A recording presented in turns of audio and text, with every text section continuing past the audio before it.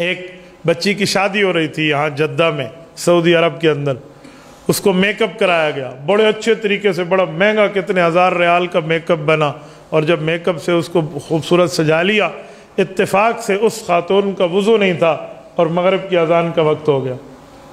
تو حال میں بیٹھی ہوئی دلہن نے اپنی ماں سے کہا کہ امی مجھے وضو کرنا ہے، نماز کا وقت ہے۔ ماں نے کہا بیٹا ہر وقت نماز پڑھی ہے، ایک نماز چھوڑ دے، اب وضو کرے گی منہ دھل جائے گا، میک اپ کا اثر ضائع ہو جائے گا، فائدہ نہیں رہے گا، لہٰذا آپ چھوڑ دو وضو کو، بس پھر بعد میں نماز پڑھنا، آپ کی ڈریسنگ خراب ہو جائے گی۔ اس نے کہا امی تھوڑی سی میری بات مان لیں، مجھے وضو کرنے دیں، کچھ نہیں ہوتا۔ وہ کہتی رہی، ماں کہتی رہی، خاموش ہو گئی۔ اب وہ ٹائم دیکھ رہی ہے، ابھی قضا ہو، ابھی قضا ہو، قضا سے پہلے پہلے جب اس نے دیکھا نا ماں کا دل بدلتا نہیں ہے، تو کہا امی مجھے واش روم جانا ہے۔ ماں نے بھیج دیا، یہ مہمانوں سے اٹھ کے گئی ہے، اس نے جا کر اندر وضو کیا، وضو کر کے جب باہر نکلی، باہر نکل کے اس نے جا نماز بچھائی اور نیت باندھ لی۔ ماں بہت غصے میں تھی، ان کو آ کر اس کی بہنوں نے بتایا کہ ہماری بہنہ جی جا کر تو وضو کر آئی ہیں، منہ دھو کر آ گئی ہیں، اب ان کا میک اپ اتر گیا، اب ان نے ہمارے پیسے ضائع کرا دیے، یہ ہم مہمانوں کو کیا منہ دکھائیں گے، اسے ابھی نماز کی پڑھی ہوئی تھی، ایک نماز چھوڑ دیتی تو کیا ہوتا، قضا پڑھ لیتی، جیسے ہمارے ہاں عام طور پہ بہانے تراشے جاتے ہیں۔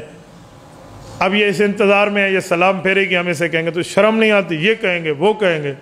اس خاتون نے سر سجدے میں رکھا اور جان آفرین کے حوالے کر دی۔ یہ سلام کے انتظار میں ہے، اس کے اوپر جبرائیل علیہ السلام اسرائیل علیہ السلام آ کر روح قبض کر چکا ہے۔ آپ بتائیں، جو غصے میں ٹھہرے تھے نا اس کی ماں سمیت سارے، وہ اس کی قسمت پہ رشک کرنے لگے، وہ اس کی قسمت کو دیکھ کر ایک عجیب کیفیت میں اپنے آپ کو ظاہر کر کہنے لگے اللہ اکبر، ہم نے اسے بہت منع کیا لیکن رب چاہتا تھا کہ یہ بندی میرے پاس آئے تو حالت سجدے میں،